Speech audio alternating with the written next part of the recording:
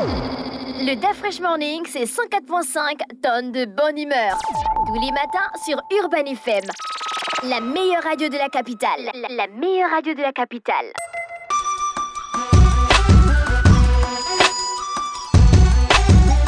Sur les 104.5 Urban FM, la station Urban, on est avec Jean-Paul. Jean-Paul, bonjour. Bonjour la fraîche. Comment tu vas ce matin? Ça va. Mais à la forme? Oui, toujours. D'accord, ok. L'actualité internationale nous emmène où ce matin? En Chine, au pays, à l'Empire du Milieu, oui. Où le week-end dernier, on a procédé à de grands changements, enfin, à de petits grands changements à la tête du pays. Il faut savoir que la Chine, qui est la deuxième puissance économique du monde après les États-Unis, évidemment était particulièrement focalisait une partie de l'opinion internationale. Pourquoi? Parce que évidemment il y avait le congrès de l'Assemblée populaire de libération, donc l'Assemblée nationale chinoise, et donc lors de ce congrès de l'Assemblée populaire de Chine, il s'agissait notamment de changer, d'élire les personnalités qui devaient présider à la destinée de la Chine pour les 5 prochaines années. Et donc, c'est évidemment Xi Jinping, le seul candidat en lice pour le poste de secrétaire général du Parti communiste et donc de facto commandant de l'Assemblée, du Conseil militaire et de facto président de la République, donc chef de l'État, qui était le seul candidat donc, pour ce poste-là. Et donc, les 2952 députés, membres de cette Assemblée populaire-là, ont voté à l'unanimité. Pour lui, il n'y a eu 0 abstention et 0 vote nul. Et donc, évidemment, c'est un vote dont le résultat était connu, comme je l'ai dit, étant donné que Xi Jinping avait été le seul candidat. Et donc, ce dernier va entamer à 69 ans un nouveau mandat de 5 ans.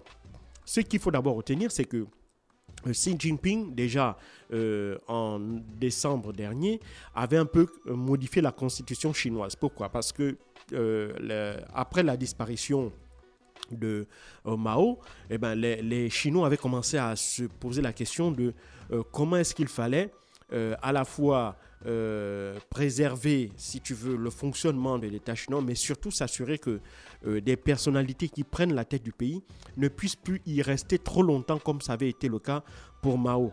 Et donc, à partir de notamment la présidence de Deng Xiaoping, il va y avoir une réflexion dans ce domaine-là. Et c'est ainsi que les Chinois vont donc opter pour une espèce de présidence avec 2 mandats de 5 ans maximum. Et c'est ainsi qu'à partir de l'arrivée au pouvoir de Jiang Zemin, il va y avoir donc l'instauration de ce principe-là, que le président chinois ne peut excéder plus de 2 mandats de 5 ans. Donc Jiang Zemin puis Hu Jintao vont évidemment appliquer cela. Et donc, lorsque Xi Jinping arrive, on pensait que véritablement, il devait également appliquer ce précepte-là de 2 mandats de 5 ans maximum. Sauf que Xi Jinping n'a pas véritablement la même ambition que ses prédécesseurs en la matière, c'est-à-dire qu'il n'a pas l'intention de quitter le pouvoir aussi rapidement. Et puis la deuxième chose, c'est que les Chinois aussi avaient instauré, à l'époque, après la disparition de Mao, que les personnes qui soient à la tête de l'État ne soient pas trop vieilles, parce qu'évidemment, il y a des risques sur la santé de ces gens-là.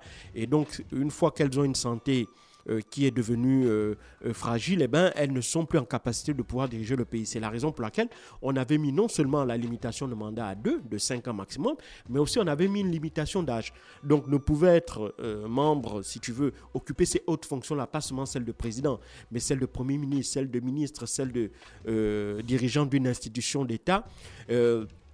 On avait mis donc une limitation d'âge à 65 ans. Et donc, Xi Jinping, qui a 69 ans aujourd'hui, logiquement aussi, pour cette seconde raison-là, n'aurait pas dû prétendre à ce 3e mandat-là. Lui, il avait déjà, il ne faut pas l'oublier, donc il a fait modifier la Constitution en fin d'année dernière pour lui permettre non seulement de briguer ce 3e mandat, mais aussi de continuer d'exercer ces fonctions-là au-delà des 65 ans qui étaient jusqu'alors prévus par la Constitution chinoise.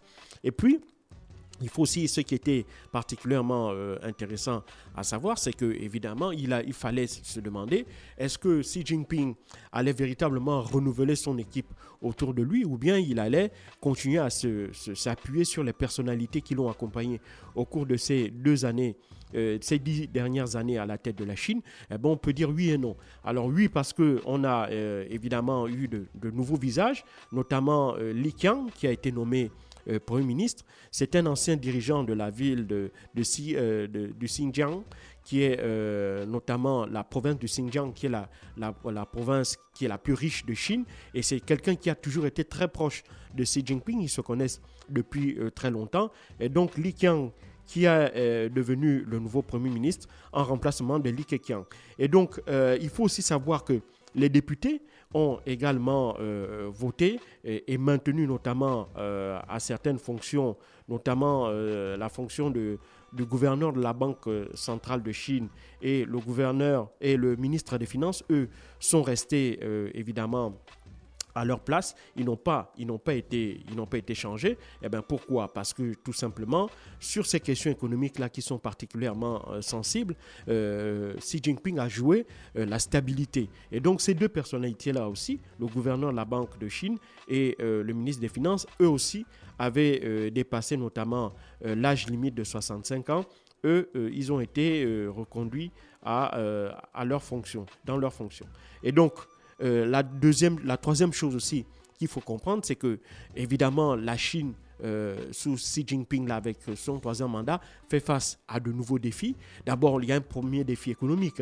Ce défi économique, on peut l'examiner sur deux volets. Le premier volet, c'est évidemment la reprise économique post-Covid.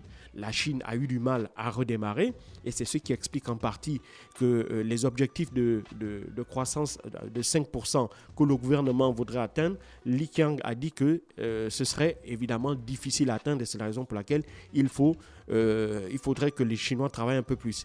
Le deuxième volet, c'est le fait que, évidemment, la Chine est en pleine guerre commerciale avec les États-Unis, d'abord directement et un peu indirectement avec les Occidentaux. Les États-Unis qui font une véritable guerre sur le plan technologique avec la Chine. Régulièrement, on voit des accusations portées contre la Chine pour des cas d'espionnage, etc., etc. Le dernier cas, c'est l'application TikTok qui est véritablement considéré par le gouvernement fédéral américain comme une espèce de cheval de Troie chinois pour s'emparer des datas dans le cadre de leur exploitation. Et donc ça, évidemment, ça pèse énormément sur les relations entre les deux pays, puisque ces deux pays-là, à eux seuls, font plus de la moitié du PIB de la planète. Et donc, quand ces deux pays-là sont en froid comme ils le sont aujourd'hui, eh ben, ce n'est pas sans conséquence pour l'économie mondiale. Et puis, l'autre élément, c'est que le troisième élément, c'est que évidemment, il y a également une volonté de la Chine de réaffirmer sa souveraineté vis-à-vis des autres puissances. Et pour réaffirmer sa souveraineté, Xi Jinping a opté pour un durcissement, pas un durcissement, disons, un renforcement des capacités de son armée. Donc, il a musclé son armée et ils ont pris une fois de plus une mesure inédite, c'est-à-dire d'accroître le budget dédié à l'année qui passe à 224 milliards de dollars. C'est le deuxième plus gros budget militaire après celui des États-Unis qui a également augmenté.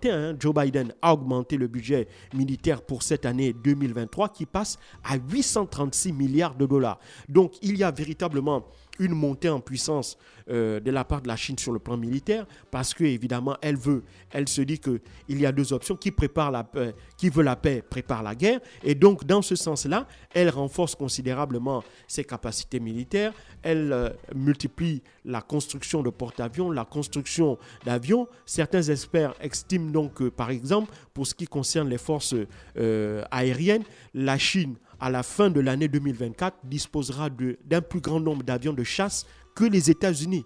Donc ça veut dire que véritablement les Chinois veulent se préparer à défendre leur position, à défendre ce qu'ils considèrent leurs intérêts, prioritairement Taïwan, parce que pour Xi Jinping, il n'a pas dévié d'un iota de sa volonté de réunir sous la coupole de Pékin tous les territoires qu'il considère comme étant faisant partie du territoire et de la souveraineté chinoise, donc en l'occurrence Taïwan.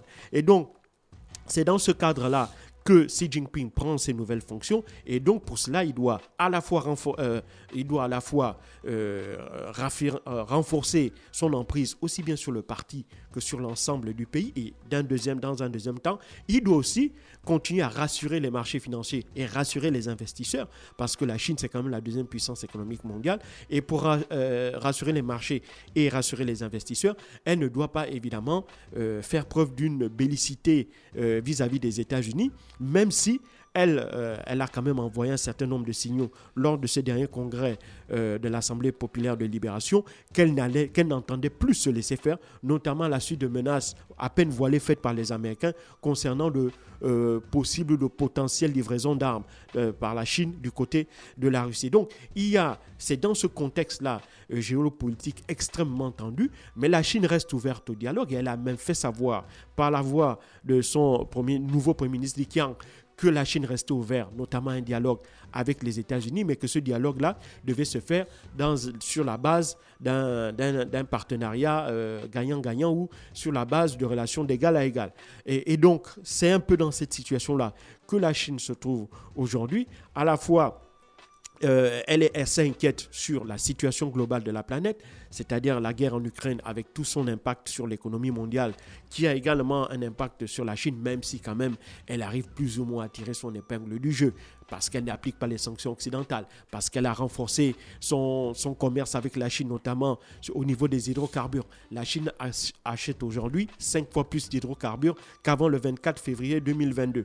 Et donc la Chine continue à commercer avec la Russie, et la Chine continue à commercer avec les pays européens, même si elle commerce toujours avec les États-Unis, mais disons que avec derrière cette espèce de guerre commerciale qui commence véritablement à tendre les deux pays, cela devient de plus en plus difficile pour la Chine de pouvoir continuer à investir aux États-Unis, comme pour les Américains de continuer à investir en Chine. Mais pour le moment, les deux sont interdépendants économiquement. Pourquoi ? Parce que la Chine, il faut le savoir, c'est le plus gros détenteur de bons de trésor américains. Donc, ça veut dire que la Chine est le pays qui finance le plus la dette américaine. Et donc, les Américains ne peuvent pas, au moment où nous parlons, se couper totalement de la Chine, comme ils le font avec la Russie. Même la Russie, il faut quand même relativiser. Il y a encore des domaines dans lesquels les États-Unis et la Chine et la Russie continuent de coopérer. Si on voit le domaine spatial, si on voit le domaine nucléaire, il y a encore une coopération entre les États-Unis et la Russie. Mais bref, pour la Chine, c'est un peu plus complexe parce qu'elle a véritablement besoin, si tu veux, des dollars américains, de la puissance financière américaine, de la grande capacité de consommation du marché américain pour continuer à fonctionner. Et les Américains ont besoin évidemment des usines chinoises, parce que ce sont les usines chinoises qui fabriquent la plupart des biens de consommation dont elles ont besoin, même si derrière le gouvernement de Joe Biden commence à pousser les entreprises américaines à délocaliser de la Chine vers l'Inde, parce que l'Inde est considérée comme un partenaire maintenant plus fiable que le partenaire chinois. Et donc c'est un peu dans ce contexte-là que la Chine, sous fond de tensions avec les États-Unis sur un plan commercial, sur un plan de lutte technologique, sur le plan de la question de Taïwan, et également sur le plan de l'influence sur le reste du monde, notamment en Afrique, où les Américains ont décidé de revenir parce qu'ils constatent une espèce de perte d'influence de leurs partenaires européens. Donc c'est dans ce contexte-là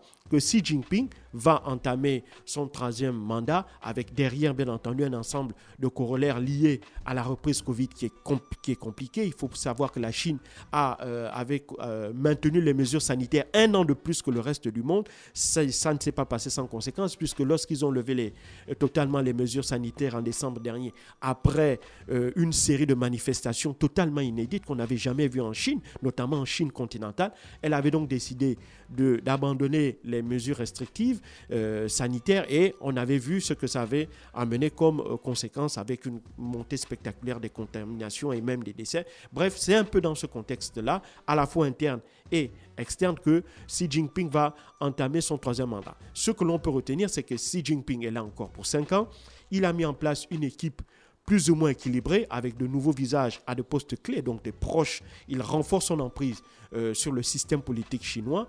Et d'un autre côté, il essaie de rassurer les investisseurs et les partenaires étrangers en maintenant des postes clés, donc comme celui de gouverneur et celui des affaires gouverneur de la Banque centrale de Chine, et ministre des Finances, la Chine aussi a décidé donc de renforcer ses capacités militaires et même de renforcer, j'avais oublié, le ministère des Sciences et des Technologies pour lui donner plus de moyens pour notamment financer la recherche, pour continuer à faire de la Chine une puissance scientifique et technologique, et d'un autre côté aussi renforcer l'éducation et notamment l'enseignement supérieur en finançant les universités, parce qu'il faut savoir que la Chine est actuellement le pays qui fournit le plus de brevets. Donc, de ce point de vue, il y a aussi un renforcement des capacités chinoises. Et donc, Xi Jinping comprend que les défis qui l'attendent, à la fois sur le plan intérieur et extérieur, sont nombreux et divers, et c'est la raison pour laquelle il a décidé de mettre en place cette nouvelle architecture. Maintenant, on verra ce que ça va donner tout au long de l'année et tout au long de son troisième mandat. Merci Jean-Paul qui revenait sur l'actualité internationale ce matin sur les 104.5 Urban FM, la station urbaine. On parlait de la Chine. Restez connectés dans l'Uda Fresh Morning. Humeur, tous les matins sur Urban FM. La meilleure radio de la capitale. La meilleure radio de la capitale.